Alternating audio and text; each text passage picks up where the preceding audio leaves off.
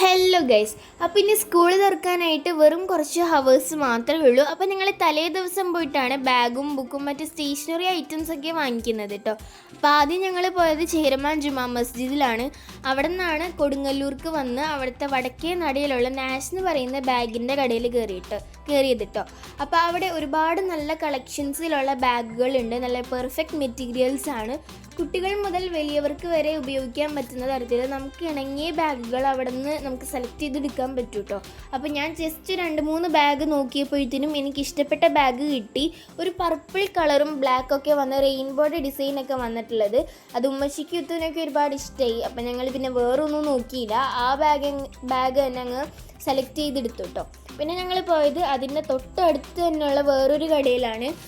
അതിൻ്റെ പേരെന്ന് പറയുന്നത് സ്റ്റാർ ബുക്സ് ആണ് കേട്ടോ. അവിടെ ജസ്റ്റ് ഒരു ചെറിയൊരു സ്ഥലമാണ്, നല്ല തിരക്കും ഉണ്ടായിരുന്നു. അപ്പോൾ നമുക്ക് മര്യാദക്ക് നോക്കിയിട്ട് സാധനങ്ങൾ അങ്ങനെ വാങ്ങിക്കാൻ പറ്റിയില്ല. അതുകൊണ്ട് നമ്മൾ അവിടെ കുറേ നേരമൊന്നും നിന്നില്ല, ജസ്റ്റ് വീഡിയോ പിടിച്ചിട്ട് അവിടെ നിന്ന് ഇറങ്ങി നേരെ പോയത് കൊടുങ്ങല്ലൂർ തെക്കേ നടയിലുള്ള കേരള ബുക്ക് ഹൗസ് എന്ന് പറഞ്ഞുള്ള കടയിലാണ്. ഞാൻ എപ്പോഴും അവിടെ തന്നെയാണ് ബുക്കും കവറൊക്കെ വാങ്ങിക്കാറുള്ളത്. അവിടെയാണെങ്കിൽ സോ മെനി കളക്ഷൻസ് ആണ്. ആദ്യം തന്നെ പോയിട്ട് ബുക്കും കവറൊക്കെ വാങ്ങിച്ചു. പിന്നെ പൗച്ചിൻ്റെ സെക്ഷനിലോട്ട് ചെന്നു കേട്ടോ. അവിടെയാണെങ്കിലും ഒരുപാട് സാധനങ്ങളുണ്ട്. എനിക്കാണെങ്കിൽ ഇതൊക്കെ കാണുമ്പോൾ എല്ലാം കൂടെ വാങ്ങിക്കാനായിട്ട് തോന്നും.